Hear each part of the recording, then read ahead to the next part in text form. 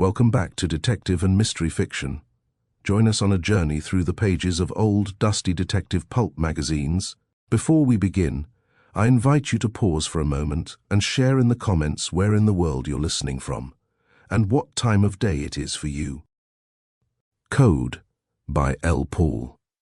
Adventure Magazine, November 15th, 1927. There was a queer feeling about the ship. Hush, thought the man who stood by the gangway. That was the apt word. A battered ship, a dirty craft, small, obscene, unseaworthy, of foreign register. And silent. Hush, grim-faced men going about their business, sparing no word for him, though they might have talked, he guessed, had they cared to. This man who watched wore soiled dungarees. There was a day's stubble of beard on his thin face. His expression, when a passing man darted a look at him, was blank. His eyes fell when other eyes probed him. He looked over his shoulder at times at the rotting dock in the small British port of Beverstock near Liverpool, where this ship, the Kora, lay. He had come aboard, nobody knew how, one moment, and the ship end of the gangway, creaking as the current swayed the little tramp, was empty. The next moment he was there, nor did these others think it strange. They looked as if this sudden yet stealthy approach was usual, an accustomed thing, an item, strange perhaps to some, yet of little moment in their full lives.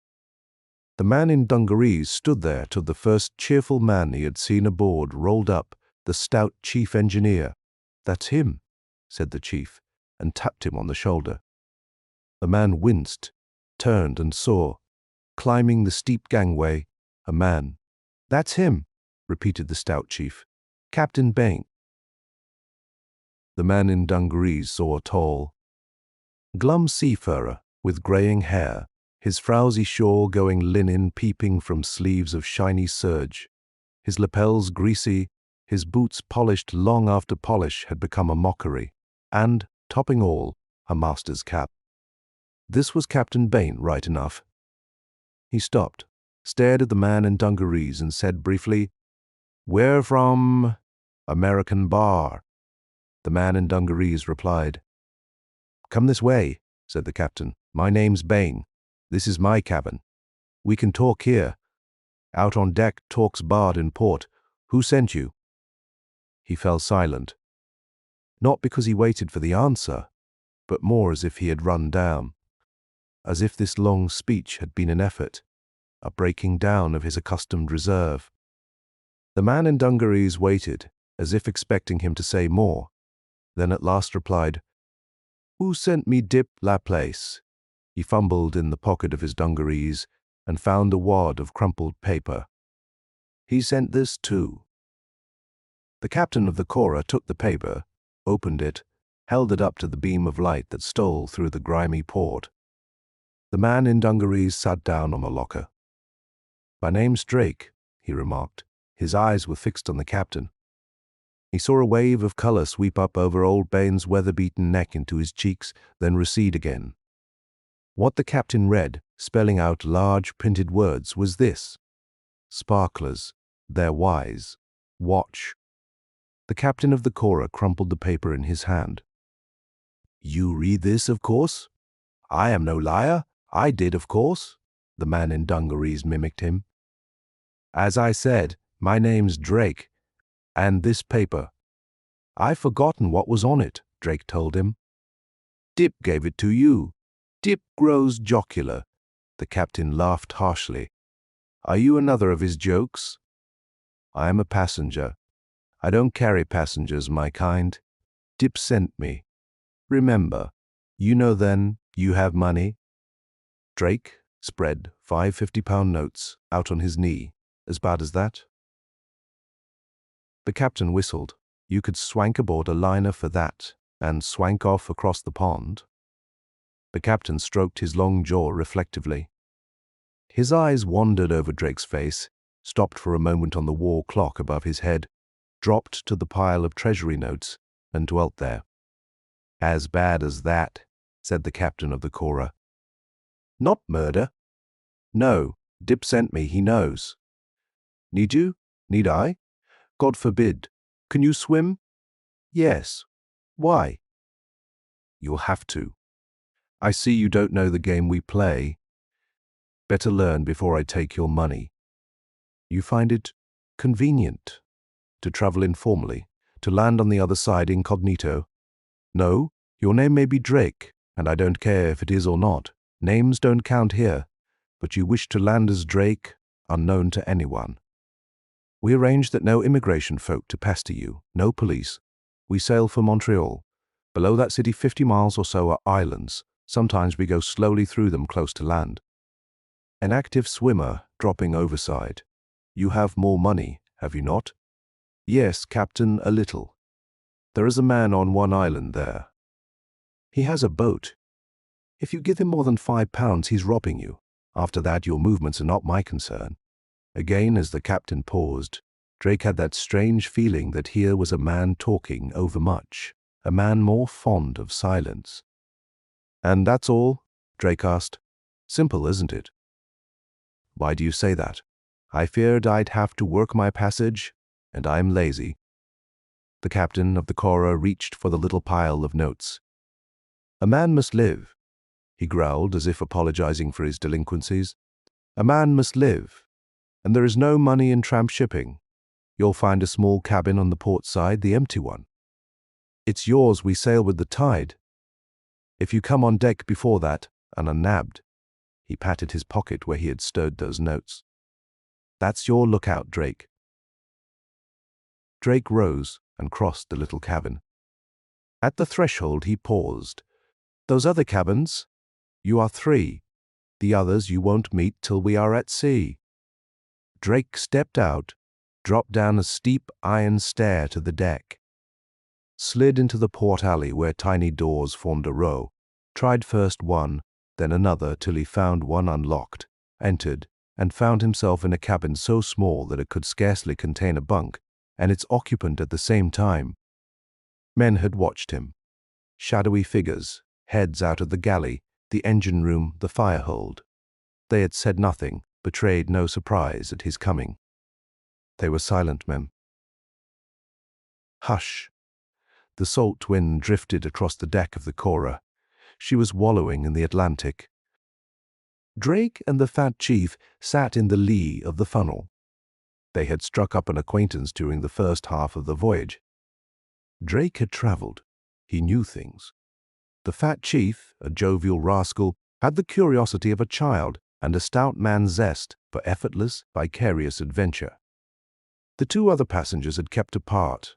There was Quail, as yet sticking close to his cabin, save at mealtimes when he joined Drake at the captain's table.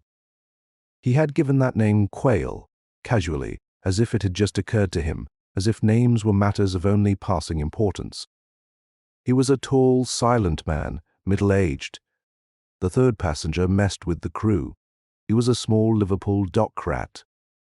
He claimed that he had not killed his wife, but had only beaten her. The captain, after discreetly calling up a hospital, found that this was true. Because he had but £20, they had taken him for that. He never came up on the boat deck. He viewed the ocean with ignorant terror and kept behind the high steel bulwarks of the well deck when he came out for air. The chief, having a romantic mind, decided that the Liverpool man's wife would probably take a turn for the worse and die. He held that the other passenger, Quail, was a Bolshevik the chief, and Drake sat there and yawned through the long sea morning. A rum ship, Drake hazarded. We are that, the chief grinned, at home to rum company. True, but you know each other. We don't. We passengers. 5 new faces in the ship's company, the chief laughed. You see, we can't keep 'em. We ship so many passengers that it has made their pile easy, or on the way to make it easy. It corrupts the lads. 5 new faces, 5 old uns go on to do likewise, on the trail o' easy money. Man dear, 'tis restless labor is getting to be. 8 of us, new chums, not knowing each other for 5 and 3 is 8. Drake stared out to sea. 8 souls, sighed the chief. Where they comes from, God only knows. Where they're bound, God don't care. Speaking more exact, 9. For I'd forgot Sparks. Drake glanced forward. The tall radio man was in his hen coop, a scant 20 feet away. The door was open. Why, him another birdo passage. Do you notice his duds? New and fancy. Know what the pay is, man dear. If he bought them out of wages, he's never had smoke nor drink in years. Ever see a tramp's wireless wonder before? Number know what I think. He's an absconding Scot. He figured we'd soak him hard for an unconventional passage. You know what you paid, so? The chief closed his eyes and gave the details of his imaginative romance in a few low words. Sparks gets him a uniform, 80 bob maybe, or steals one. He finds out we're getting a new radio man this voyage, and then, back in port, some poor dub brass pounder is waking up. Maybe in hospital. And this sport, well, he's on the papers as Sparks, but we lose our dividend on his passage thereby, so you figure him, as you might say, a jailbird of passage. Drake had raised his voice. The chief clutched his arm. Don't you now, don't rile that one man, dear. Every time that devilish contraption spits sparks, I shudder. Think o' the slander yon lad could spread, and nobody knowin'. Slander? Slander about you? Or me? McGinley. Oh, aye, there is tales he could tell, even if he's new. Would ye believe it? The old chief rose. Ye might not, but somehow the lads aboard here has loose tongues. A thing I abhor, personal. And off the old man waddled. Drake sat there a moment. He was thinking, I wonder. Another little swimmer when we come to that island?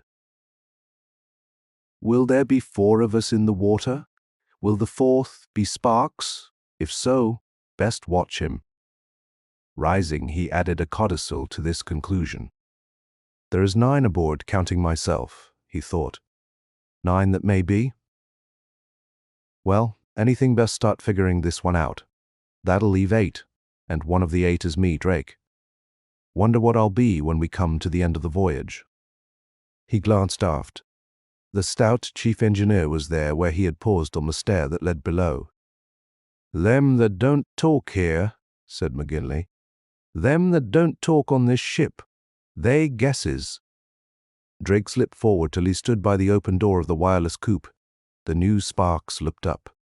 Want anything, he asked. Just loafing round. Drake rolled a cigarette slowly, clumsily. Smoke, yes. The wireless man reached for pouch and papers, twisted with swift fingers, struck a match, and was exhaling smoke almost before Drake himself had lighted up. You been in the States? Drake asked. Learned to make a gasper there, didn't you? And you are from the old country calling a cig that? A good country to come from, and the faster the coming the better, Drake drawled. Old country's not healthy for some. The wireless man bent over his complicated machinery as it became alive. Drake looked on, wonder in his eyes, almost a childish wonder. But that's marvelous, said he. Words coming out of the air. Dot dash, said the wireless man. See that smoke yonder, the Paladin? She's asking the Caradoc if they've met ice. Berg's drifting now, you know. Drake glanced at the wall clock, then drifted toward the door. It was 11 o'clock. It was Wednesday, 5 days since they had left port. This old ruin of a ship was traveling with speed. The voice of the wireless man followed him. I am Cray. Come again, he called. This packet doesn't run to rules. Drake turned. He seemed uneasy. If... he began. If what? Cray waited. If you hear something with that gadget about a man named Drake, the fewer know the better. Get me. Don't slip me money. Cray's hand met his, thrusted back. You'll need all you got. A rum lot, on a rum ship. And you as rum as they come, thought Drake as he walked away. Cray watched him go. Wonder if he knew what was on the air just now. He scowled. If I shove it to the old man, will he? Well, this time I'm a wireless man. Next time, we'll see. To him, too, this strange ship was saying, "Hush!" Yet his pencil slid over flimsy paper. He rose with a message, took it to the captain on the bridge. "Rum lot aboard, sir." He handed the message over, winked. The captain started, backed away into a wing of the bridge, scanned that message. "You are right," he replied. "This came in code, I presume?" "Yes, sir." "Then why not leave it in code?" "We don't want the world knowing. Nobody's seen it, sir, but me. Damn you, that's an order. Anything else comes, leave it in code." Cray went white and was about to speak. Then he checked himself. He walked away. He was thinking. Him too, the old man. Wonder what he knows that the world don't, that he's afraid of the world learning. I'll, maybe, find out. I'll see. Tonight maybe he might work in, who knows? The captain, staring at the retreating back, was staring at words that floated before his eyes. For that message had read, the urgency of the thrice-repeated all ships that stabbed him, made him wince. Trouble. Trouble in large consignments. Coming out of the air. Other messages, and the field of search, might narrow perhaps till it centered on an old tramp wallowing across the Western Ocean. Till some swift offshore craft might draw alongside, and some officious jackanapes would climb up the ladder and ask fool questions about 8 new faces aboard the Kora. There was trouble on the ship that said, "Hush!" The captain walked stiffly across the bridge and down to his cabin. Cray, on the boat deck, watched him go. "Yes, we'll use you, my bucko," said Cray. "Now I wonder," and he stared down on the well deck, forward, where the little Liverpool passenger sprawled on a hatch cover. "You've got a shiner on your eye, my lad," thought Cray, "and you mess with the crew. They'll be eating any moment now. I think we'd better not wait. We'll begin with you." He followed the old captain of the Kora to his cabin. When the passengers who messed with the skipper came in to lunch, that worthy's chair was vacant. Cray it was who greeted them, smiling at Drake, bowing stiffly to tall Quayle. "Old man's busy," said Cray. "Don't wait for him, gentlemen." That was Wednesday. On Thursday, the fat engineer McGinley sought the warm lee of the funnel once more. Drake was there waiting. I made my peace with Cray. If he was mad about what I said, he didn't show it. "A bad case," the fat old chief growled. "There is more in the ship than ballast. There is a mystery." 8 little mysteries, Drake jeered, of which one is my humble self. Maybe 9, counting Cray, or 10. What you alludin' to now? You honest old McGinley man could see clean through me. The chief winked at him. "But look at this code. And all that pencilin' under it is writ by the most talented engineer on the Western Ocean."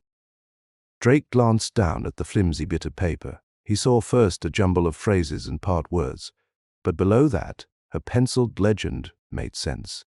No signature this time. "Where'd you get this?" Drake stiffened. He glanced forward uneasily, but Cray's blind was drawn on the little window of his cabin. Cray's door was shut. "Where'd you think?" "Noticed the old man yesterday and today?" the old chief asked. "Well, he's fair wild. He come down this morning and asks me to trot along confidential. We goes to that wife-beaten runt's cabin. The runt is out on deck, old man and me.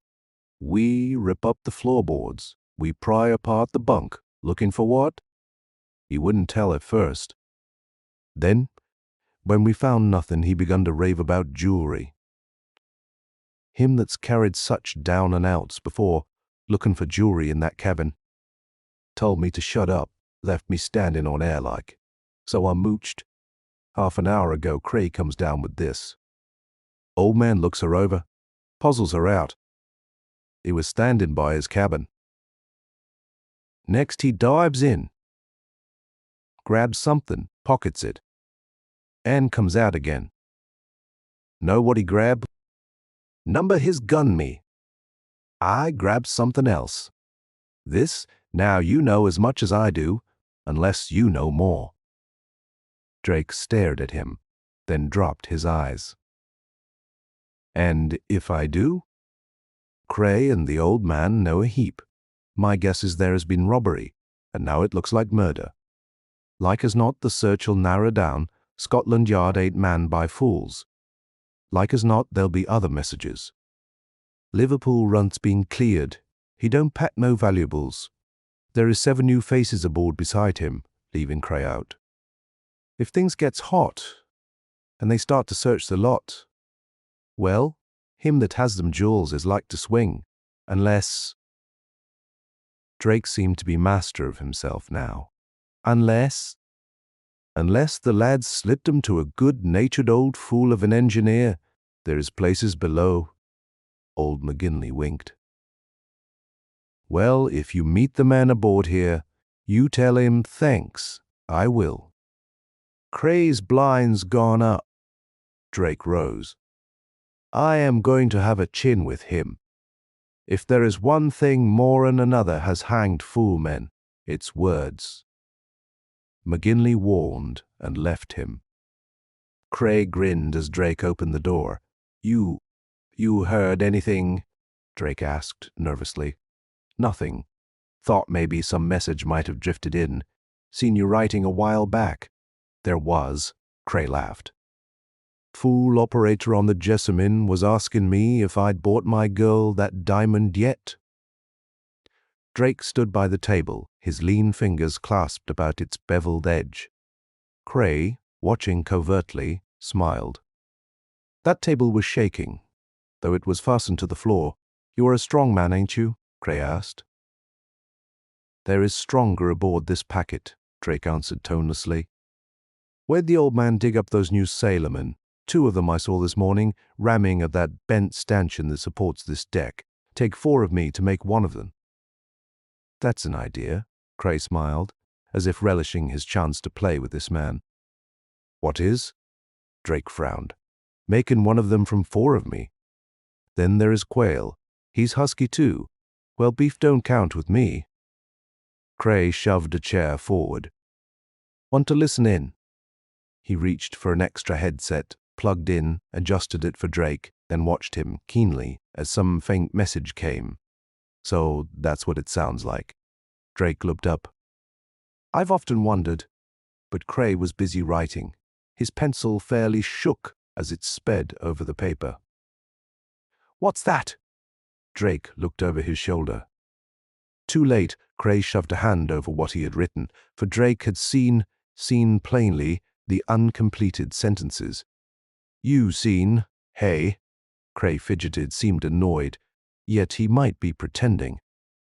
He was, at any rate, ill at ease, you seen.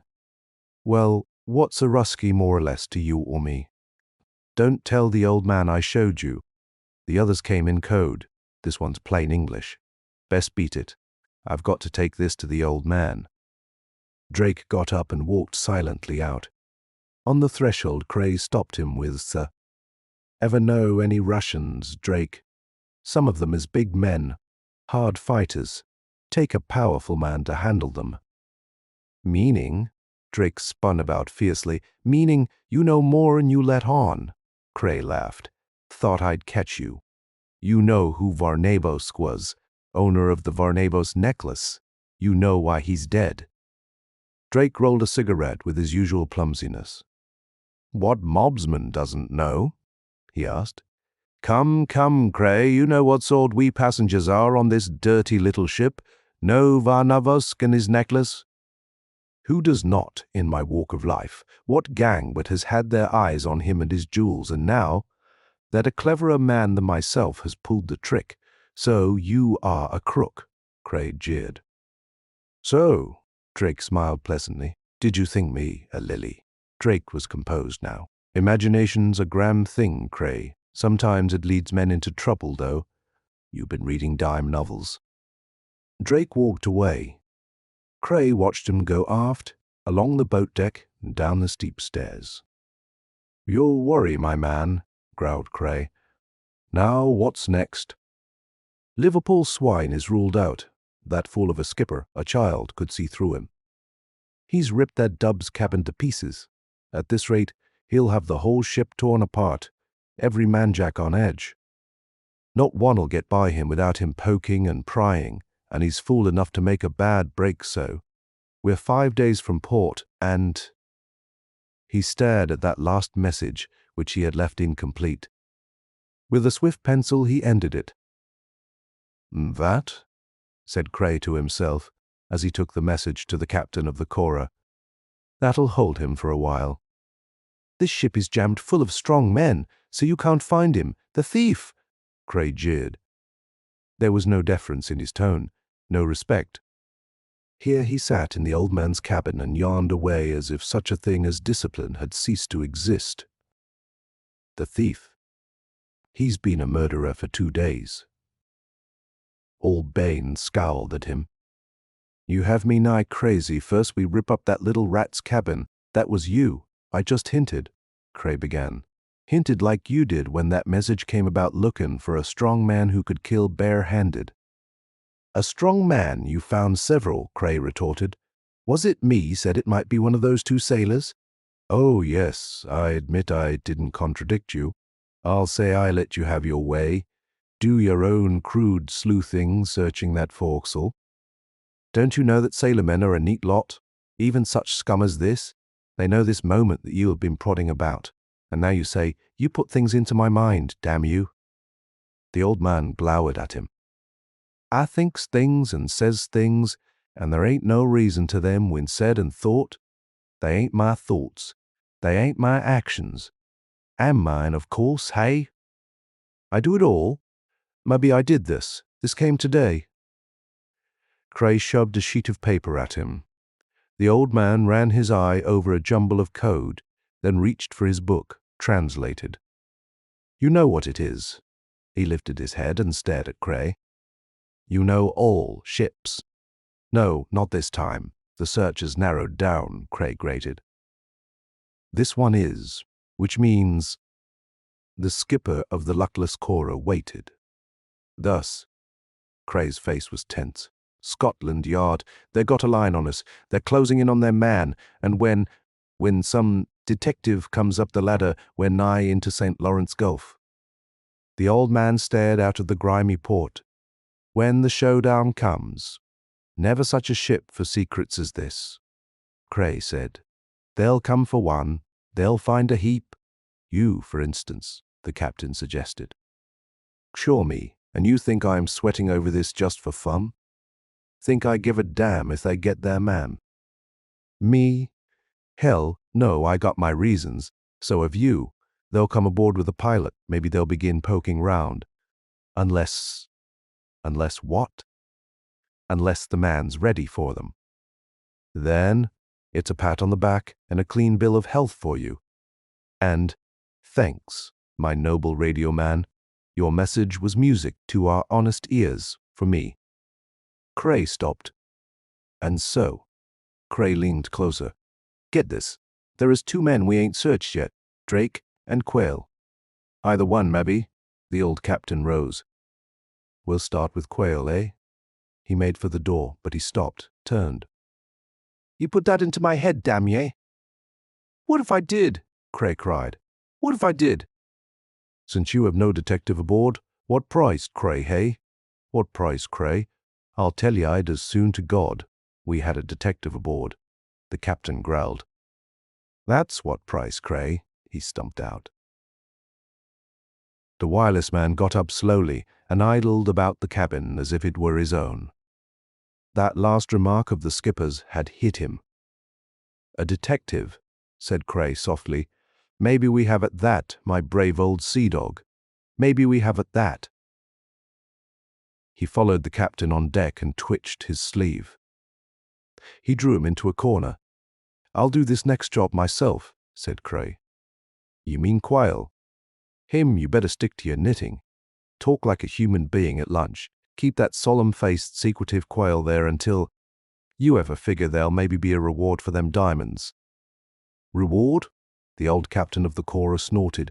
"Reward if I can sleep again, oh, nights, that'll be reward enough. I could do with a good sleep myself," Cray laughed. "I might sleep through lunch hour while Quayle's cabin is empty." Morning again and bright sunlight on the Gulf. Tomorrow would see the pilot coming aboard at Father Point. Tomorrow would see, well, something rather ghastly to men who clutched secrets close, who feared the eye of the law. But today the sun shone. Drake and the old engineer sat there by the funnel. Old McGinley was sleepy. A bearing had been heating. He had not yet been to bed. He had come up for a whiff of fresh air. He was soon wide awake, for Drake, leaning over, whispered, "I've been thinking what you said. I said a heap, laddie." "About hiding things?" He opened his dungaree suit. The old man saw a long, thin packet of brown paper, sealed with wax, tied with many intricate knots. "I've been thinking, and whispering a bit," Drake went on. "Oh, aye, doubtless." McGinley's eyes glinted.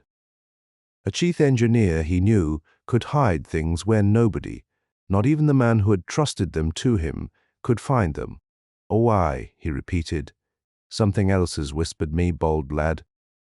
Fear has, I am thinking." Drake's face was blank. "I told the person what you said. There has been funny work. Cray and the skipper searching yesterday, today, all cabins but mine. Tomorrow. Perhaps yours, tomorrow the pilot and—" The old man, too, was leaning closer. The packet passed. "If a knot's untied or a seal broken, my friend says there'll be no split," Drake grated. "Unless he goes where splittin' is hard, save he split rocks," McGinley laughed, and he drew back. "That bearin', it needs a pile o' lookin' after." He lumbered away. Drake sat there. The man Quayle, the silent, secretive Quayle, came up on deck. He walked along. He bent over Drake. He whispered something. Drake sprang to his feet. Quayle was of an age with him, taller by a head, powerfully built. Both the captain, staring down from the bridge, and Cray, peering out of his little window, saw Drake's fist shoot out a blow that seemed but to glance off Quayle's jaw. Yet Quayle fell, lay there, knocked out. Drake walked forward. He beat on Cray's door with his fists, crying, "What kind of a ship's this? What sort of man are you? Blavin, blavin." The captain, clutching the bridge rail, leaned over and bawled, "You keep still, mister." "What's wrong with ye? One more crack like that." And he paused. Tomorrow, when the pilot and whoever else was waiting came aboard, he would no longer have the power, save to stand dumbly by and watch. But now Cray had his door open and was talking to the enraged Drake, and Drake, calming himself by an effort, was being drawn inside. The captain wished that this strange man Cray would leave that door open. He hoped at least that afterward he would tell him frankly what now was going on. Inside, Cray was talking swiftly. "What he say? Did he tell you I was blabbing?" "Blabbing. What talking's been done?" Drake paused as if uncertain. "Forget it. A man don't like to be told he's like to swing. I am hot-headed. I figured maybe you'd told him what was in that cablegram, the one about Varnavsk being dead. Maybe more, too. But forget it is right." Cray was acting strangely. Yesterday he had told the captain that the murderer, supposedly on their ship, must be either Quayle or Drake. Now he seemed to have shifted his views, unless he wished to lull Drake into a state of false security. "Forget it is right," he grinned, reaching for the spare headset, already adjusted to fit Drake. "Want to listen in a spell? I'm going out for a breather. If you hear anything funny, call me." Drake hesitated. "What you planning to do?" "Nothing," Cray answered. "Be a sport. Most men get hot if you come roving at 'em. But me, I am different. You set there. Forget it. I'll try." Drake scowled.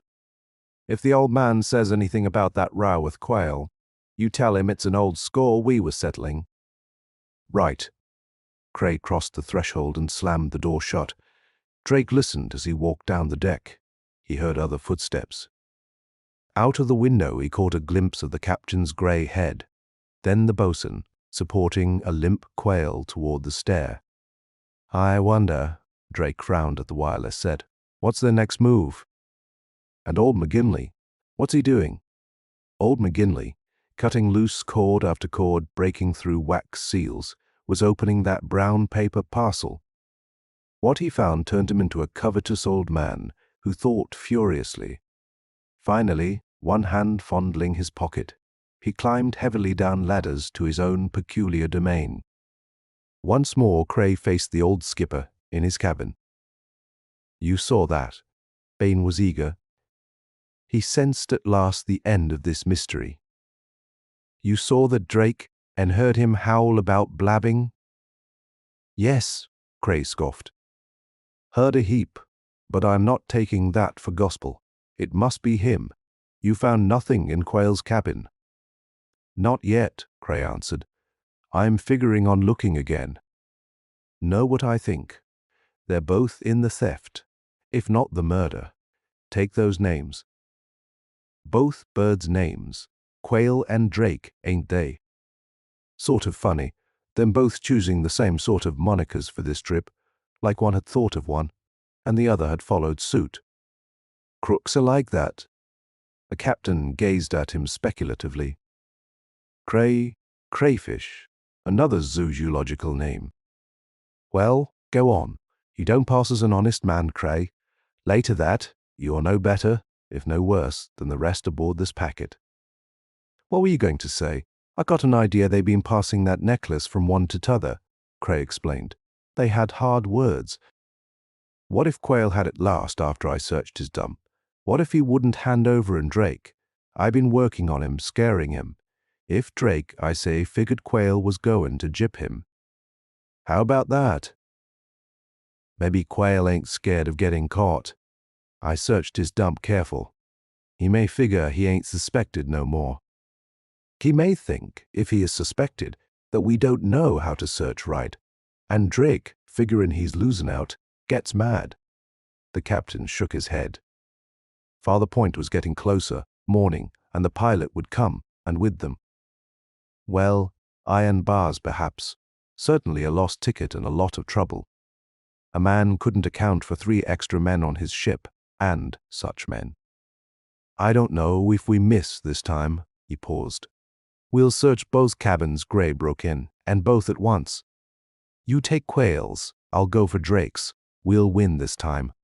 The captain stared at him. "We'll do it, but how?" "Easy," Cray smiled. "That worthless old chief engineer, let him tag on to Drake. They are thick anyway. As for Quayle, he's battered up, ain't he? Or if he ain't exactly battered, he's shook. Take a couple of men, drag him out, say you are giving him your room, more light and air. Sure he'll suspect, but what can he do? Take them 2 big sailormen, it might be, but when Drake sticks below of afternoons, tomorrow morning we got a couple of hours," Cray went on. "When we find that necklace, we give it up and get clear of." "Like hell, we keep it," Cray corrected him. "Or I keep it. Never mind how. I'll pin the job on one of them. Don't you worry." The captain stared at him, aghast. "But they'll search the ship. Let 'em, they won't find it." Cray got up. "I left Drake in my monkey house. Best get him out of there. Tomorrow morning, tomorrow." The captain looked out the door as Cray opened it. The hills of the south shore of the Gulf stood out, grim and gray, somber, all shadow. "Tomorrow? Well, sooner it comes, sooner over." The 2 big sailors dragged Quayle, protesting, out of his cabin. A strangely ungrateful man he seemed. Up on the boat deck, Drake heard the row. "What's that?" he asked the old chief. McGinley leaned closer. Them diamonds," he whispered. "How'd you know? You broke the seals." Drake accused McGinley, shrank back. Me? What you think? Ain't I acted straight with you? You'd better. Drake thrust one hand inside his dungaree suit. Something bulged under his arm. McGinley wasn't looking at a paper packet this time. You go heeled. Don't blame ye, he blustered. Why pull a gun on me? They're searching your cabin. He told this with the air of one revealing a previous secret. They won't find nothing. Not in mine, Drake grated, but elsewhere perhaps. You sit still. We've been playing blind man's buff overlong. You sit still. This is loaded, you old fraud. You figure on holding out. Hey, look me in the eye, in 10 minutes, and maybe you'll change your mind. McGinley quivered. He was gross mountain of a man, and shaking like jelly. 10 minutes? What you mean? Why, Drake rose. If you value your health, sit tight. If you don't, I play a hard game. I've an ace in the hole, a neat lace, isn't it? In its shoulder holster. Sit where you are. The old man watched him as he walked, cat-footed to the stair, and as he slowly disappeared down it. Someone is going to catch plain hell, said he. But it won't be me, McGinley. Maybe, when they finish their rough stuff, there'll be a nice corpse for Scotland Yard, and what's hid below for McGinley.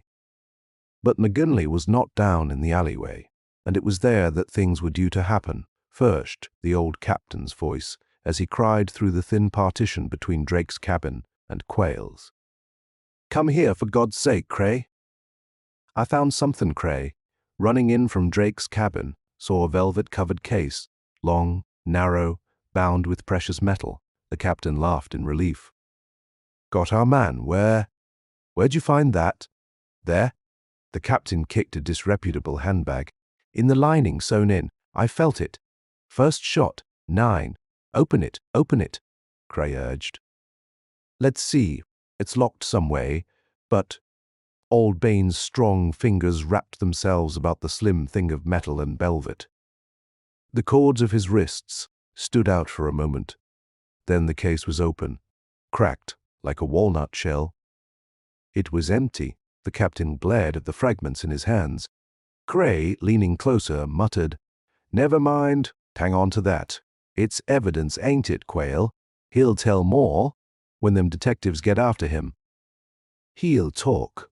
Man can shorten his stretch that way, unless, he thrust his face close to the captain's, unless we find them diamonds ourselves. Then this did do for Quayle. They'd take him on the strength of this, and we'd to hell with the diamonds. In the old skipper's voice was relief. This'll do for me. You keep your gab shut, mister. Least you know the best. I've got Quayle locked in my cabin. He'll stay there. If trouble comes aboard, it comes for him. Personal, not me, nor you if you're wise. You stop snooping round for them diamonds. I won't have it, I tell you. First thing there'll be a murder. Another murder. Cray, his voice edged, face pale, sneered. Changed your tune, hey? Now you found this useless junk, you figure you'll let them diamonds go, hey? But you figure without Cray. I'll have this ship apart if need be, but I'll lay hands on them stones. You'll go easy, Captain Bane thundered. He was becoming himself rapidly now. You'll keep quiet. There is others besides Quayle can be locked in their cabins and nothing said of it. And I am master of this ship, by God, and if... Cray smiled, though he was still under tension, although that smile was not a pleasant one. If I told you the truth, would you sing small, I wonder? Truth, my God, truth, the badgered skipper rasped. You tell the truth. What in hell are you to tell the truth? A detective, said Cray softly. A detective. The captain stared, at first unbelieving, then he wilted. Too many little things on Cray's side. The chances were that he might be. Certainly he'd acted like one at times. And if he were, what of the Kora, of her secret sins? A detective, he gasped. Borne behind Cray came another voice. The cabin door swung open. A detective. That's fine, for there are two of us then, my dear Cray. It was Drake. He had his gun. In that tiny cabin, a gun in the hand meant mastery. Drake closed the door after him. His gun covered Cray. He disregarded the old captain. Indeed, old Bane hadn't an ounce of trouble-making left in him. He was a crushed man, not one detective but two, not one man who might conceivably be bribed, but two, each knowing his little immigrant game, and what was worse, each knowing that the other knew. He slumped down on the single bunk. He stared from Cray to Drake, from Drake to Cray. He shook his grey head sadly. Cray, snarling, turned on him. A hell of a captain. Don't you see his game? His turn to hang on to them diamonds. He figures we'll search his room next. Likely found out I'd been searching it. He's desperate. And a strong man, Cray, which you are not. Drake reached out suddenly with his left hand, caught both Cray's thin wrists, brought his hands together. Then, with his right hand, he laid his revolver on the bunk. Which you are not, Cray, my man, said Drake. The captain heard steel jingle, then saw it flash. He heard a faint click. Drake turned to him. We'll adjourn to your cabin, Captain. This is a bit crowded. Glumly, the old skipper obeyed.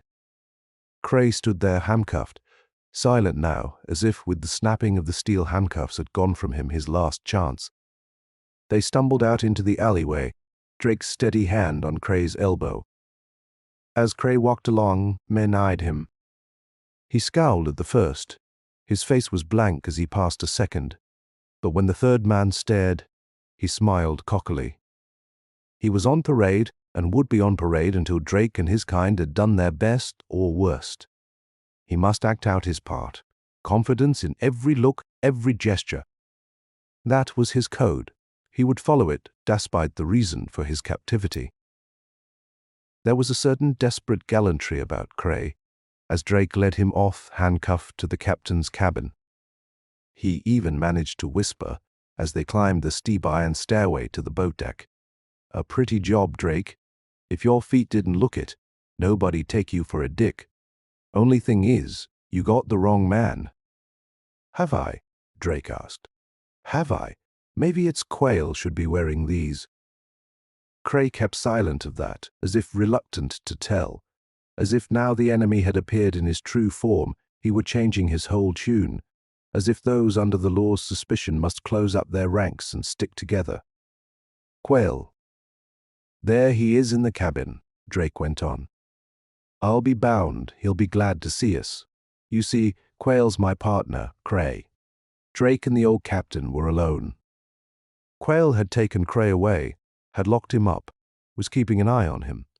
Drake had remained with Bane. He was talking jerkily, as if thinking back over this business, partly because he rather plumed himself on the way it had been managed, and partly because he feared, should he stop, what would follow. Old Captain Bane, their lips moving, eyes downcast, was probably going over the sins of a long and pettily wicked life. Probably, as soon as he got the chance, he'd pour out a flood of confessions, and would incriminate himself hopelessly in a dozen dark matters. Drake, a one-idea man, busy with that one idea, didn't have time, or, to do him justice, inclination for the haul of father confessor to the captain of the Kora. So he talked, like a man talking against time, elliptically, as things came into his head, and the captain, half listening, heard, began at Dip's American bar. "Bless you, we at the Yard have known your little game for years, Captain," began at Dip's. "When this robbery thing broke, we traced a motor car within a mile of his place. From then on, well, it was chance and luck, and, if I may say it, psychology. We came aboard, Quail and I separately. We looked about, used our eyes, wormed in where we could. We had no idea what the man was like, what he had done before. We just played a hunch that he was aboard. Began with you. Remember that little note I brought you, ostensibly from Dip? Well, that told me a lot. Bless you, Bane, you aren't the murdering, thieving sort. I rolled you out right then. But, to go on. You remember when the thing broke aboard that first message? Yes, the old man nodded glumly. I won't forget. 'Twas as if some big, horrible eye was looking all over, slow but steady. And I knew that sooner or later it'd stop on us. And then, oh, course, that. Drake laughed, hastily breaking in. That was the intention. I arranged for that wireless, Scotland Yard. Well, we at the Yard don't broadcast what we know unless we want it known for a damned good reason. I had that wireless sent, fixed it up in the hour I had between trailing the car to Dip's and coming aboard here. That was my bombshell. But the captain stared at him, puzzled. How'd you? You didn't know it was Cray you wanted. What I wanted was a disturbance. If he wasn't in the business, he'd perhaps talk. If he hadn't talked, I could fulfill that omission and blame it on him. I wanted every manjack aboard here to know that diamonds have been stolen. That Scotland Yard, they don't sign themselves that way, I might confess, were on the trail. The rest, well, ever throw a rock into a pool, the ripples follow each other to shore. The rest was plain Cray. I'd struck it lucky those other messages. He made 'em up, every one. But why? Why? The old man was incredulous. His game, Drake laughed. First, half of the voyage. Well, Cray was lying low. He knew his job. You see, he figured on passing as the regular wireless man. But he didn't know his ship or its company. And he didn't like that company when he looked 'em over. So he carried the necklace in his pocket like a pipe or a handkerchief. Well, the day after that first bombshell of a message came, he felt for the diamonds, and they were gone. Yes, never mind how. Drake got up, walked across to the old skipper of the Kora, flipped one agile hand across his vest, and dangled his watch, chain, and seals before his eyes. Like that? Drake laughed. Well, to get on, there he was, this Cray, with those jewels gone and nothing for his pains. So he began to get mysterious messages.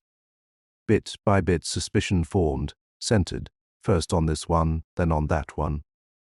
You played right into his hands, Captain. You had me worried. I was afraid you two would run out of suspects before we made our landfall. You mean he deliberately had me on? The captain shook his head. No, if 'twas just theft. But murder? You mean this man? Let me think we had a murderer aboard. Let me know it when he could have kept it dark, and him the guilty one. Man don't tie his own hangman's knot, mister. Not even to get back diamonds. There was no murder, Drake laughed again. That was just his artistic touch. No fool, Cray. He knew you'd rise to it, but you worried him.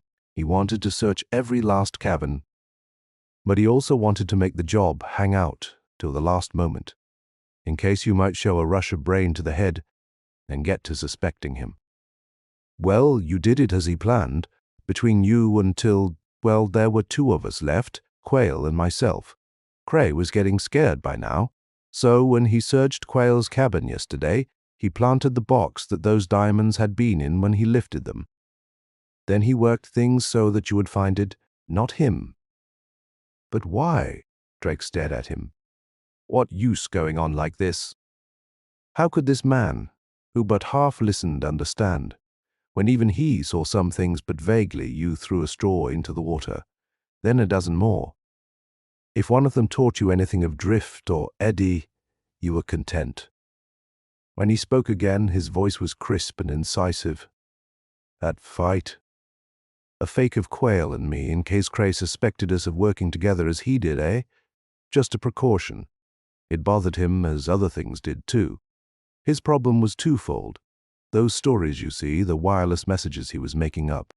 They worked on him in the end, as well as on you. He almost believed them. Believed that they might have some accidental truth in them. And of course, he wanted his loot back. Safety and loot. Two ends to gain. If you had it, It was as good as his, for he's smooth, and you. Well, the thing's plain, isn't it? Notice how he gave in at the end. No gunplay. Clever men don't go in for that. Amateurish, that sort of thing. Watch the papers later on and you'll see how Cray fights through his mouthpiece. Good criminal lawyers are rich men. But why all this? The captain growled. You knew in mid-Atlantic that he was your man. You had the stuff and could have nabbed him easily then and there. In my game, a man never stops learning, Drake told him. You may believe me or not, your ship said, hush. I wanted to make her talk, and Cray did it for me, eh? I wanted to see what he'd do, and how he'd do it. A clever rogue he proved, but too imaginative. So you raised hell with us, with me. Let me run round like a fool. The captain of the Kora bit his lip. For who was he standing in a slippery place to antagonize this detective? Drake looked at him pitchingly for a moment. You are worried. You are saying, now Drake'll begin on me. The answer is, of course, Drake won't. I've known, and the Yard's known, for years. If we'd wanted to, we could fill a jail with you and your like. But what's it to us if now and then some petty thief gets away? Men like that Liverpool rat. It's the big, fat, long-whiskered, clever rats we're after. When they come drifting along, flying the country, we know where to look. He turned toward the door. You run our rat trap, Captain. Why in the world should we spring it? The door opened as he put his hand on the knob. The fat engineer, McGinley, crowded in. He laid something that gleamed and glittered on the little table beside this. He methodically piled brown paper, broken wax seals, bits of cut and knotted string. You'll bear witness, said McGinley to the captain. You'll bear witness I am an honest man. There it all is, Mr. Drake. Everything ye gave me. I am an honest man. And besides, there is a ship coming up astern flying the blue ensign, with the Canadian coat of arms and the fly of it. I am an honest man when they board us. You'll tell 'em so, doubtless. But Drake was not listening. Bending over the table, he was brushing coal dust from the Varnavosk necklace. End of code by L. Paul. If you found this story interesting, take a moment to support the channel. Hit subscribe, click the bell icon so you're notified of new stories. Leave a comment and give the video a thumbs up. Share it on your socials if you think others might enjoy detective stories. And if you'd like to go a step further in reviving these forgotten horrors, you can click the super thanks button below or become a member of the channel. With your support, these dusty old stories may see the light once more.